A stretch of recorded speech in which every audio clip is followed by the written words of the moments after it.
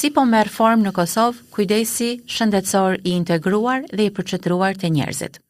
Çfarë mësimesh nga përvojat ndërkombëtare, si për shembull ajo e shkollës verore të Oxfordit mbi kujdesin e integruar, mund të ndihmojnë në hapat që duhen ndërmarr në kontekstin e Kosovës?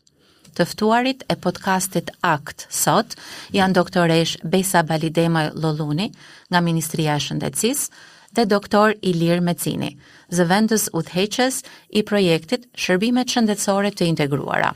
Bashkë me ta do të flasim për njohuritë dhe përvojat e tyre, se si sistemi shëndetësor i Kosovës mund të ecë drejt një modeli më të koordinuar të kujdesit, i cili i përgjigjet nevojave të njerëzve të cilët jetojnë me sëmundje kronike. Doktor Mecini, kujdesi i integruar është bërë temë qendrore në reformat globale të shëndetësisë. Si përkthehet ky koncept në kontekstin e Kosovës? Dhe në fakt, çfarë do të thotë kujdesi i integruar? Linda, para se të kaloj në elaborimin se ç'është kujdesi integruar, nëse më lejohet do ta marr një shembull praktik ilustrativ se dy qasje ndryshme të cilat pak a shumë tregojnë se pse është dizajnuar ky koncept në mënyrë që t'i adresoj këto probleme ose çështje me të cilat ballafaqohen sistemet shëndetësore dhe organizatat shëndetësore në botë. Paramendoni një situatë ku kemi një paciente 60 vjeçare, e cila është nga Prishtina, e cila vuan nga diabeti dhe hipertensioni, dhe për këtë arsye ajo normal konsultohet fillimisht me mjekun e saj familjar, po për shkak të gjendjes së saj dhe komplikimeve është e detyruar që të konsultohet po ashtu me specialistë të ndryshëm, sidomos me kardiolog, me endokrinolog, nutricionist, me punëtor social, mirë po edhe krahas këtyre vizitave, të cilat normal janë rekomandime të ndryshme, edhe nuk përputhen me njëra tjetrën, pacientja gjatë daljes nga vizita e një veten të lodhur të utuar edhe me ndjesinë që shëndeti i saj nuk po permisohet edhe krahas gjitha këtyre shërbimeve që po i merr. Paramendoni tash një situatë tjetër kur e njëjta paciente shkon te një ekip është quajtur ekipa e kujdesit, e cila e ka në qendër pacientin, jo institucionin, dhe në një situatë ku mjeku familjar i din rekomandimet e dhëna nga specialistët, e përcjell në vazhdimësi shëndetin e saj dhe në një situatë ku nutricionisti i përshtat dietën varësisht prej gjendjes së saj dhe rekomandimeve nga ana e specialistëve, po ashtu punëtori social në anën tjetër i mundson çësje të lehtë në shërbime sociale varësisht prej gjendjes së saj dhe rekomandimeve prapë nga ana e specialistëve. Për të kthyer te pyetja se ç'është koncepti, mund me thonë që është një trend botëror në reformat e kujdesit shëndetësor dhe në ndryshimet organizative që synojnë një sistem më të koordinuar dhe të integruar, edhe ka qenë përgjigje ndaj asaj që e përmenda më herë, ndaj fragmentimit të ofrimit të këtyre shërbimeve shëndetësore. Edhe kujdesi i integruar ka të bëjë me heqjen e këtyre barierave tradicionale të cilat ekzistojnë mes niveleve të shërbimeve shëndetësore, edhe pak a shumë me adresu ato boshllëte të cilat ekzistojnë në mes të këtyre sistemeve. Parimet kyçe të kujdesit të integruar janë pacienti ose personi në qendër, që nënkupton që gjitha shërbimet bën në bazë të nevojave dhe vlerave dhe preferencave të pacientit. Masandej kemi vazhdimësimin e kujdesit, në kuptimin në sensin e asaj që pacienti nuk humb në sistem, është ajo vazhdimësia e kujdesit që ofrohet në gjitha nivelet. Normal këtu primatin e ka mjekësia familjare, cila mjeku familjar është ai i cili e koordinon gjithë këtë kujdes. Një parim Kyç tjetër është koordinimi I kujdesit, e përmenda në rastin e dytë, ku informatat shpërndahen në kohë reale dhe gjithë profesionistë shëndetësor e kanë pasqyrën reale ose planin faktikisht se çka po bëhet me kujdesin e të njëjtit pacient. Prej parimeve tjera është gjithë përfshirja që nënkupton gjitha etapat e kujdesit, duke filluar prej parandalimit, edukimit dhe promovimit, po ashtu detektimit hershëm të smundjeve, masandej trajtimit, e cili përfundon edhe me pjesën e rehabilitimit dhe pjesën e kujdesit paliativ. Një pjesë e rëndësishme e konceptit të kujdesit të integruar është edhe fuqizimi I pacientëve, që nënkupton që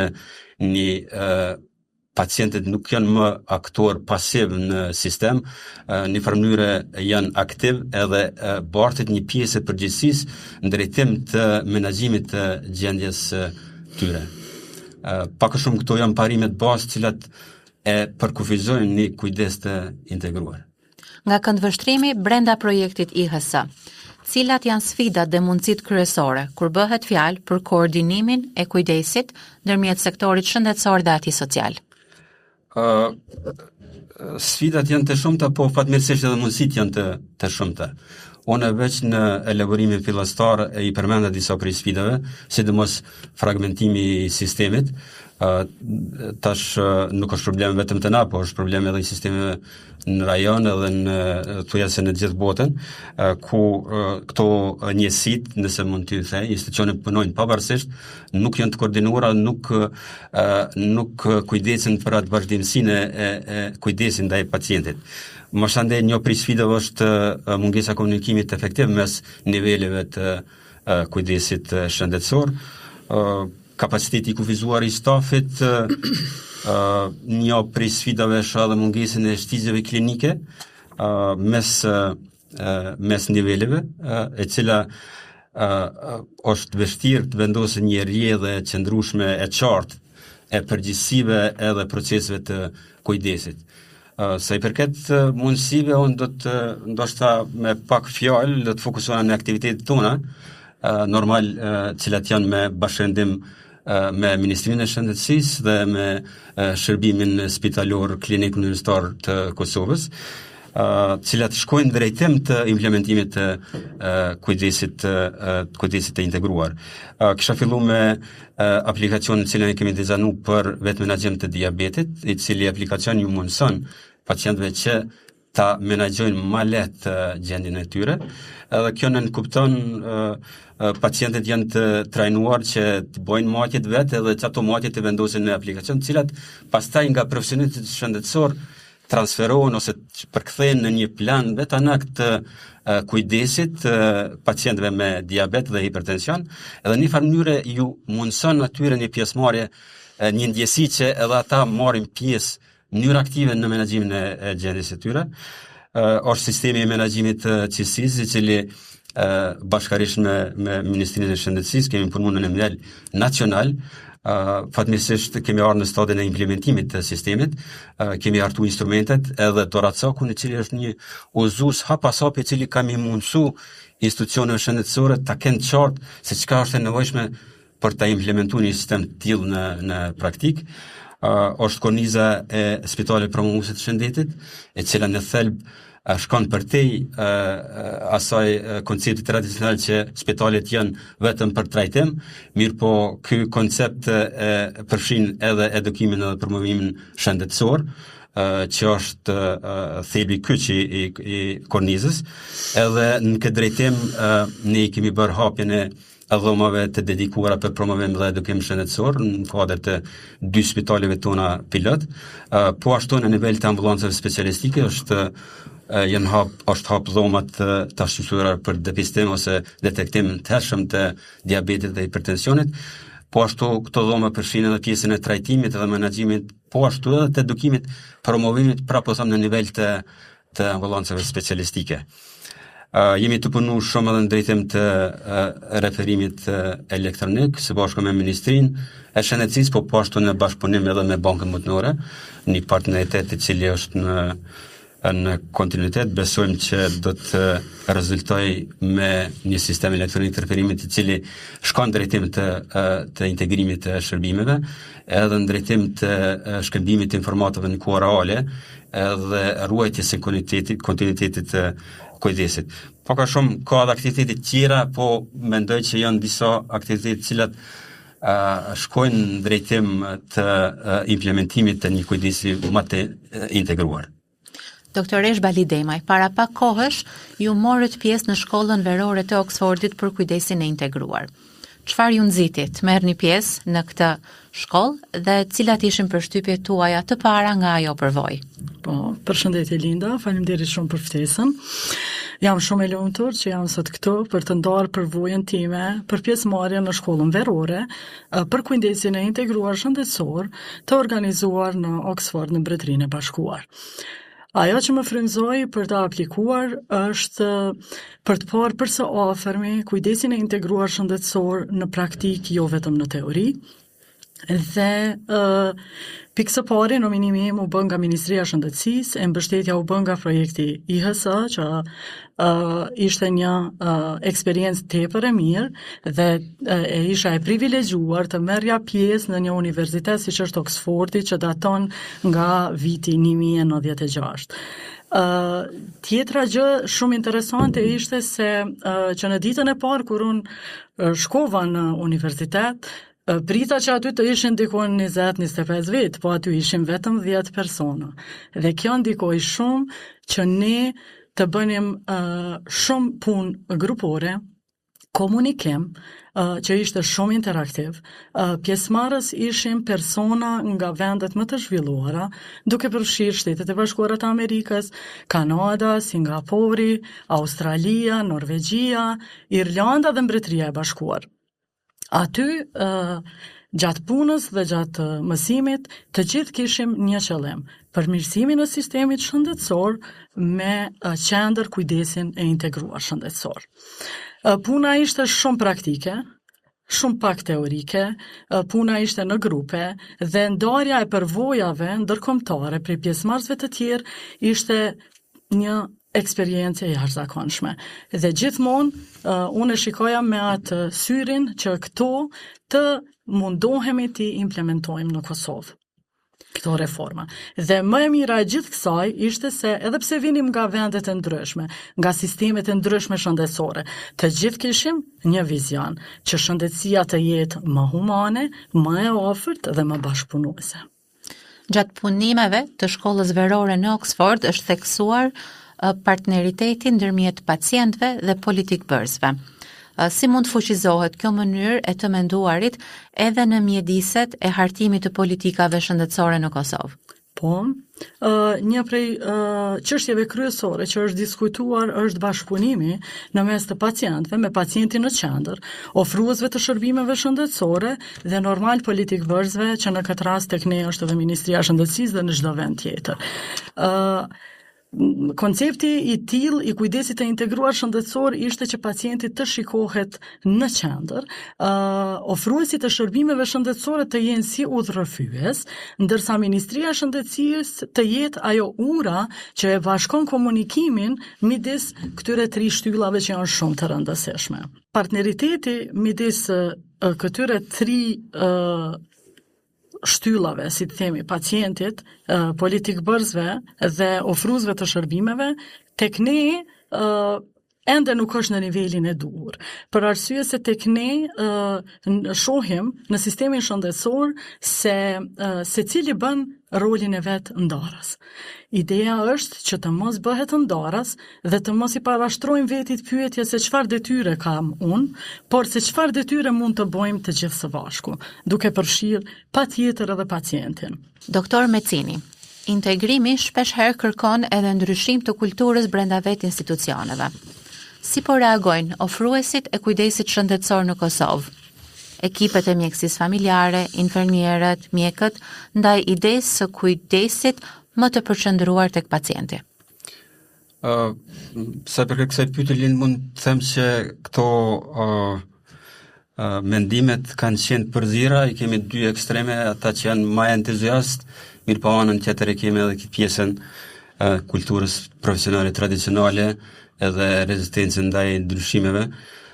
Sidomos kemi pas entuziazëm sa i përket ekipeve të mjekësisë familjare, kur në kuptohet që ata janë në një pozitë ku janë bartës të kujdesit të pacientëve dhe koordinatorë të kujdesit, cilën e përmenda edhe në fillim.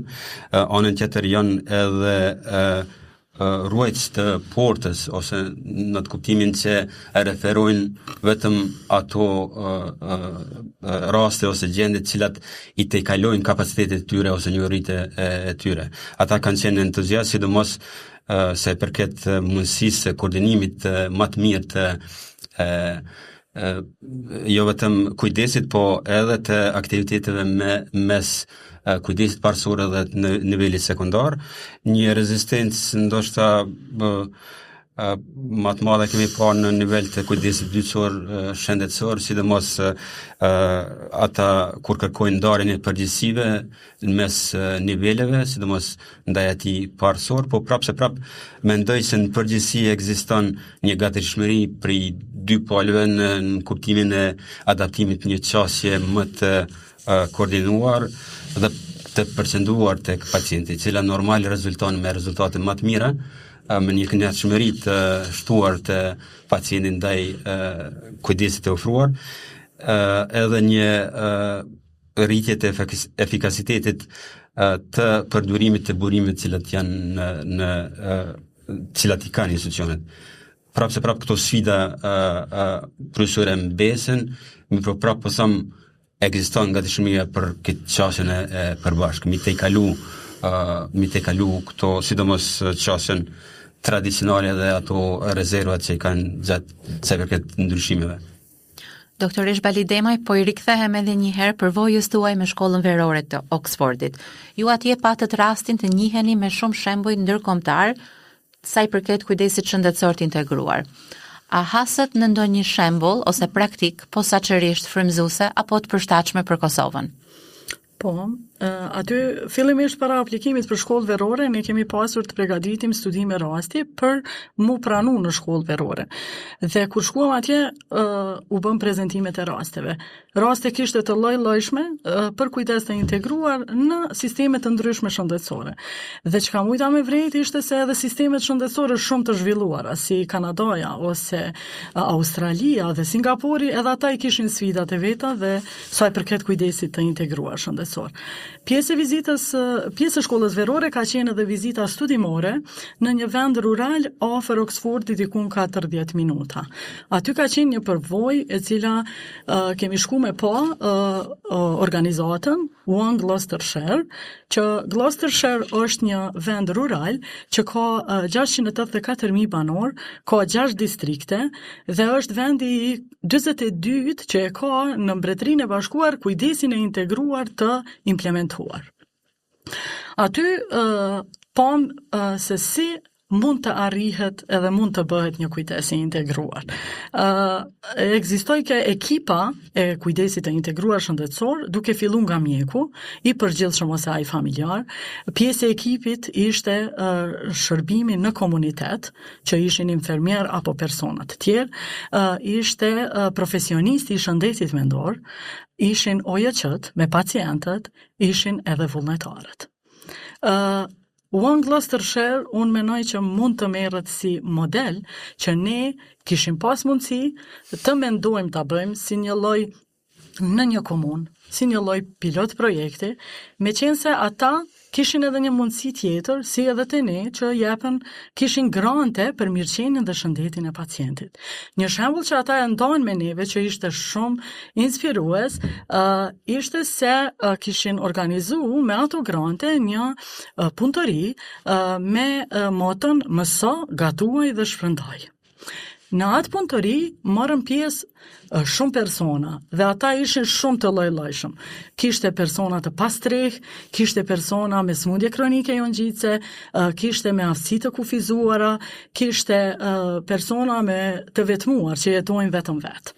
Ata ishin pjesë e atyre punëtorive ku mësonin të gatuanin dhe pastaj ato t'i shpërndanin me persona të tjerë. Kur u bë matja e ndikimit të impaktit të këtyre punëtorive, u vërejt se ata persona ishin shumë më të qetë, ishin shumë më të shoqërueshëm në komunitet, ndiheshin shumë më mirë edhe emocionalisht. Dhe kjo ishte shumë inspiruese, sepse është një gjë shumë e vogël që ne mund të bëjmë dhe nuk kërkon shumë punë për të bërë. Ky shembulli i grantit apo pra kishim mujt, po ekziston edhe duhet me bo një bashkëpunim midis këtyre hallkave që janë të domosdoshme për një kujdes të integruar shëndetësor. Vazhdimisht përmendet bashkëpunimi ndërsektorial kur flasim sidomos për shërbimet shëndetësore të integruara. Si mundet Ministria e Shëndetësisë me projekte të tjera, si për shembull projekti IHS, të munden të ndërtojnë ura më të forta, të cilat e sigurojnë vazhdimsinë e kujdesit shëndetësor, e posaçërisht për persona të cilët përballen me sëmundje kronike? Po, këtu mund të them se Ministria e Shëndetësisë duhet dhe mundet të fuqizoj bashkëpunimin me projektin IHS, sepse ne jemi si partner dhe kemi bërë punë dhe kemi hartuar dokumente strategjike së bashku, udhërofys klinik dhe protokole klinike dhe jo vetëm, kemi bërë edhe trajnime të ndryshme të profesionistëve shëndetësor në fusha të ndryshme duke fillu nga leadershipi dhe të tjera. Ministria e Shëndetësisë e ka dokumentin bazë për sektorin e shëndetësisë të aprovuar vitin e kaluar që është strategjia sektoriale e shëndetësisë 2025-2030. Në këtë strategji sektoriale ka shumë mundësi për kyçje dhe për kujdes të integruar shëndetësor. Janë shumë dokumente strategjike që janë në fazën e hartimit, siç është dokumenti për promovim dhe edukim shëndetësor, dokumenti për sëmundjet kronike jo ngjitse, ku aty mund të përfshihen kujdesi integruar veçanërisht për sëmundjet kronike jo ngjitse për personat. Çka dua të cek është prej përvojës time se në strategjinë nacionale të Mbretërisë së Bashkuar, që është aprovuar si vjet dhe që u cek edhe atje, janë 3 çështje të cilat edhe ne duhet të shkojmë në atë drejtim për kujdesin e integruar. Pra, janë nga parandalimi tek sëmundja, nga analogja te digitalja dhe nga spitali tek shtëpia. Këto janë 3 shtylla që janë shumë të rëndësishme për kujdesin e integruar. Bashkëpunimi, unë mendoj që vetëm do të fuqizohet edhe do të vetëm së bashku dhe me ndarjen e përvojave, me respektin, me zhvillim mund të bëjmë të mirën për shëndetësinë. Cilat prej këtyre qasjeve, perspektivave të reja që ju sapo i përmendet, që i keni sjell nga Oxfordi, do të ishin të përshtatshme për vazhdimsinë e mëtejshme të ndryshimeve pozitive në sistemin shëndetësor në Kosovë? Atëherë, gjatë punës grupore që kishim atje, kanë qenë shumë mjete apo si që quajmë tools që kemi përdorur për të pas për të analizu problemet që janë në sistemin shëndetësor dhe për të parë se si mund të përmirësohen ato. Duke pas për qëllim rritjen e cilësisë së shërbimeve shëndetësore dhe normal me pacientin në qendër. Një prej mjeteve që u përdor atje shumë dhe që më ka lënë përshtypje që në të ardhmen do të mundohem që edhe këtu të bëjmë një gjë të tillë, është teoria e ndryshimit. Teoria e ndryshimit ishte thjesht një tool që i ka disa pyetje, por e cila kur ti e analizon të jep shumë. Një prej pyetjeve është se çfarë problemi dojmë të zgjedhim, cilët janë personat në hisedar, për shembull, se janë politikbërësit kishin probleme edhe shtete tjera për të realizu dhe zhvillu e zgjedh një problem të tillë, si mund të arrijmë deri te qëllimi i arritjes së zgjedhjes së atij problemi. Përpos teorisë së ndryshimit, është edhe zhvillimi i personazheve, apo e ashtu quajtur në gjuhën angleze persona. Kjo ka qenë diçka shumë frymëzuese për mua kur e kam pa, se aty ka qenë një format në të cilin ne kemi zhvillu persona qoftë fiktiv ose që kanë ekzistu me sëmundje kronike jo ngjitse, ku janë shënuar të dhënat dhe me këtë ose ke bu për 5-6 persona me një sëmundje të caktuar apo me një problem dhe pastaj në përhallkat e të këtij template kemi pa se si mund t'ju ofrojmë atyre në vazhdimsi për kujdesje, qoftë mjeku, qoftë personi social, qoftë në komunitet edhe më gjerë. Doktor Mecini, me vështrimin nga e ardhmja. Cilat janë prioritetet kryesore në mënyrë që të gjitha hapat që janë ndërmarrë për të shtyrë përpara kujdesin e integruar në Kosovë, kujdesin shëndetësor të integruar, të mund të vazhdojnë edhe përtej ciklit jetësor të projektit IHS? Sa i përket kësaj, mund me theksu që projekti shumë është e rëndësishme pjesa qëndrueshmërisë së aktiviteteve përtej projektit ose ciklit aktual të projektit.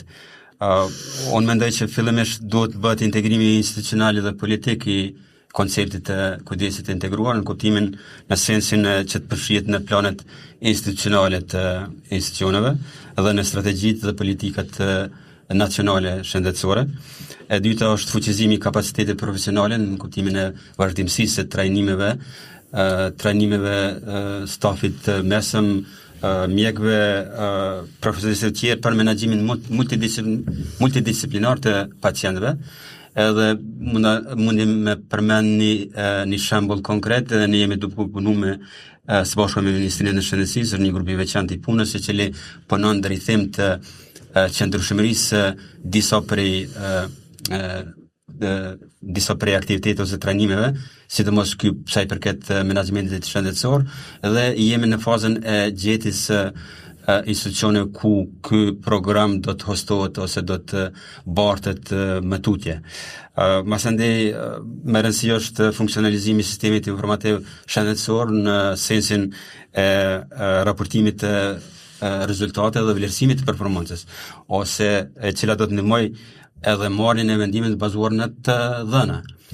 Një gjë tjetër është edhe financimi dhe incentivat, gjetja e fondeve dhe incentivave të cilat do të stimulojmë sidomos institucionet edhe stafin i cili përfshihet në implementimin e kujdesit të integruar.